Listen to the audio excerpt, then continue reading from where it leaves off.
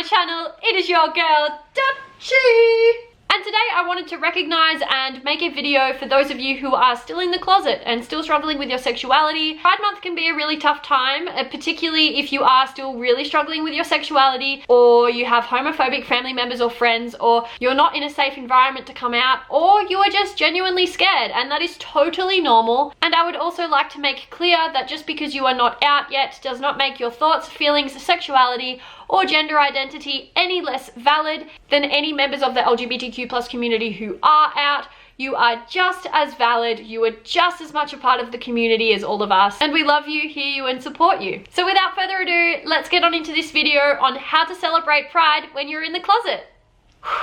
Also, these are things that you can do all year round. They're not specific to Pride Month. Obviously, Pride Month can probably bring up a lot of thoughts, feelings, and emotions because a lot of members of the LGBTQ+ community who are out, such as myself and other LGBTQ+ or queer creators, are posting about it a lot and creating a lot of Pride content on all their socials, so it can obviously bring things up. And I suppose a lot of the queer content that I normally create is centered around people that are already out, like the DIY Pride kit I did. Obviously, if you're not out, you're probably not going to be making those clothes to wear.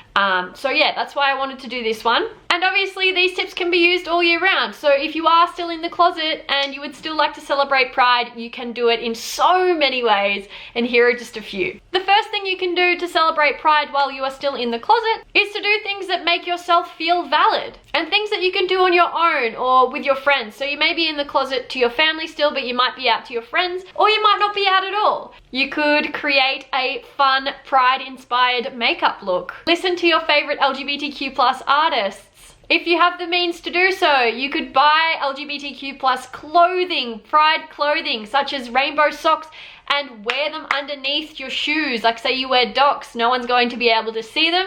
That way you can still show your pride in some way. But if you're not comfortable with others seeing, then you don't have to show them. The second thing you can do is watch a bunch of LGBTQ+ TV shows, movies, or YouTubers. Watching TV shows, movies, or YouTubers that have an LGBTQ+ theme, or they are just queer in general, especially if they're relatable to you and your situation, can really help. I think making connections with your life or how you're feeling and someone else, or something that someone else has gone through, can really help. I actually found that I did this a lot when I was finding myself and finding my sexuality. I will list a lot of YouTubers to follow or people that you could go and watch shortly, but I watched a lot of Shannon Beveridge when I was coming to terms with my sexuality. She is a great person to watch, and although she is a lesbian, I still identified with a lot of the things that she said, stories that she's shared with us and the internet. I also watched a lot of coming out stories and coming out videos from a variety of different YouTubers, and that also helped me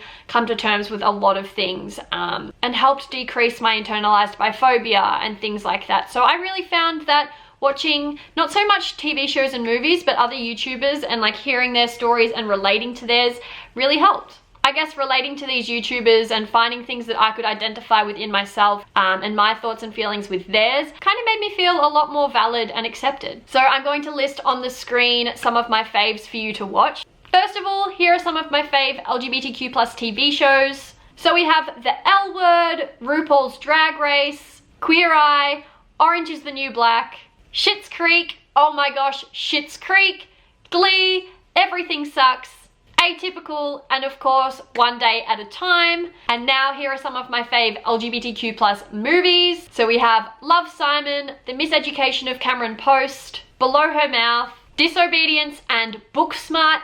Booksmart is genuinely one of my favorite movies ever. If you haven't seen it, please go and watch it now, please.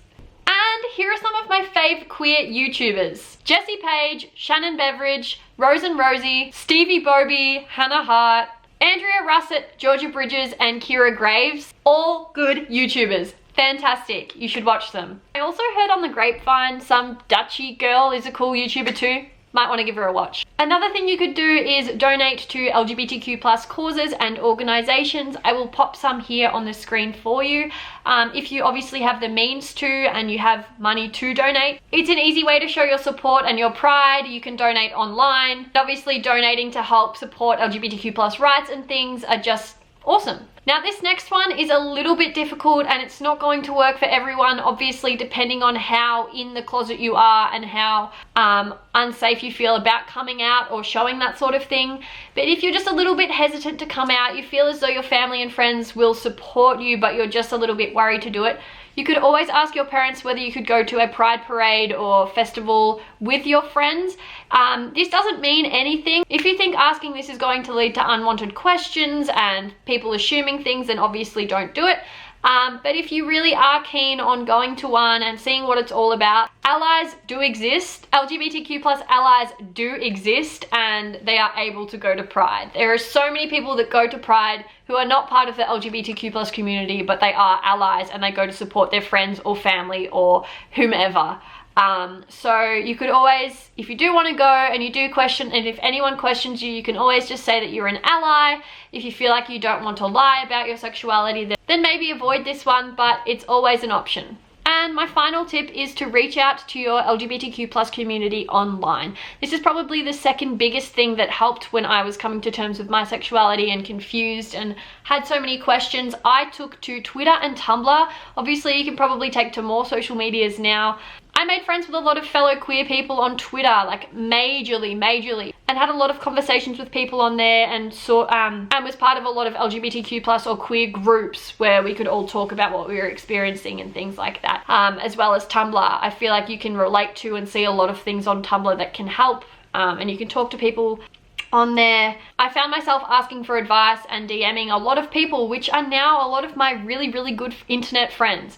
But yeah, I spoke to people who were also going through similar struggles and identified with that, which also made me feel more valid and accepted, even though I wasn't yet out. So it really did help. So I would really recommend to become part of LGBTQ plus groups. You can, and if you don't want anyone to find out your identity or anything, you can always make a different Twitter account or separate Finsta or something like that. Also searching for and watching LGBTQ plus TikToks, searching through bisexual hashtags. A lot of people on there, I'm noticing, including myself, are creating content that helps, like if you are feeling invalid or thoughts and feelings you might be experiencing as a queer person. There is so much out there. I'm going to try my best to upload a lot more educational content in that short 30-second time frame, just to make you guys feel better and make you guys feel more included when you're not yet out. In fact, I might create a TikTok on this whole entire video, just smaller, and see how it goes, because yeah, the fact of the matter is we're not all out and it's not a possibility for all of us to come out and feel safe. So that pretty much brings me to the end of this video on things you can do and how to celebrate Pride if you are not yet out. I hope you guys enjoyed. I'm sure there are many more things that you could do. If you are still in the closet and you do other things to celebrate Pride in your own way, please comment down below. I would love to know. That would be a super wholesome conversation that we can hold. And yeah, if you did enjoy this video, please make sure to give it a huge thumbs up. I hope you guys are enjoying my Pride content so far, and I will see you guys in my next one. Bye!